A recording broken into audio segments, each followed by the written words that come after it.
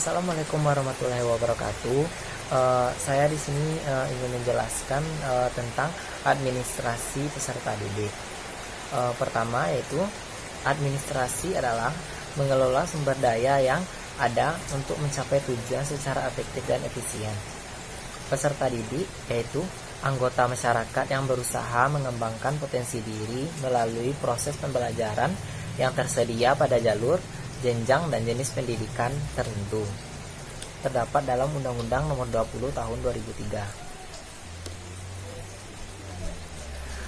Selanjutnya yaitu administrasi peserta didik adalah suatu proses pengaturan terhadap peserta didik itu bukanlah dalam bentuk kegiatan-kegiatan pencatatan peserta didik saja, melainkan meliputi aspek yang luas agar tercapai tujuan pendidikan secara efektif dan efisien.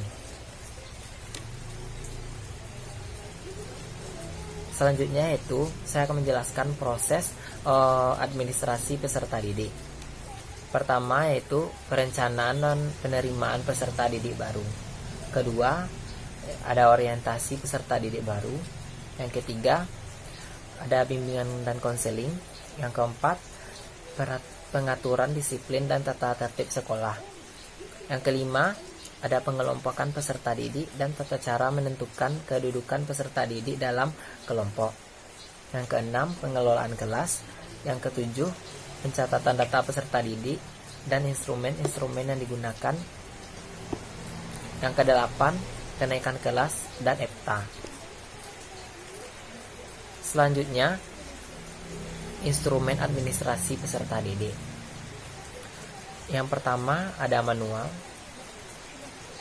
yang meliputi buku induk siswa, buku kleper, daftar presentasi, daftar mutasi peserta didik, ada buku catatan pribadi peserta didik, selanjutnya daftar nilai, selanjutnya buku ledger, dan terakhir buku rapor. Secara elektronik, yang pertama yaitu ada buku induk siswa, yang kedua ada buku clipper, yang ketiga daftar mutasi peserta didik, yang keempat buku catatan pribadi peserta didik, yang kelima daftar nilai. Baiklah, saya di sini akan menjelaskan kelebihan instrumen elektronik.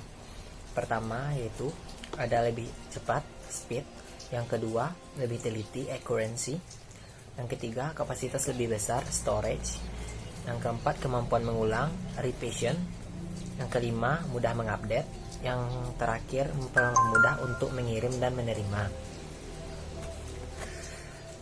Selanjutnya, peran guru dalam administrasi peserta didik. Guru terlibat dalam administrasi peserta didik, terutama pada kegiatan. Pertama, pengelompokan peserta didik dan tata cara menentukan kedudukan peserta didik dalam kelompok. Yang kedua, pengelolaan kelas. Yang terakhir yaitu kenaikan kelas dan EPTA. Itulah presentasi saya dari materi administrasi peserta didik. Saya sudahi dengan wabillahi taufiq wal hidayah. Assalamualaikum warahmatullahi wabarakatuh.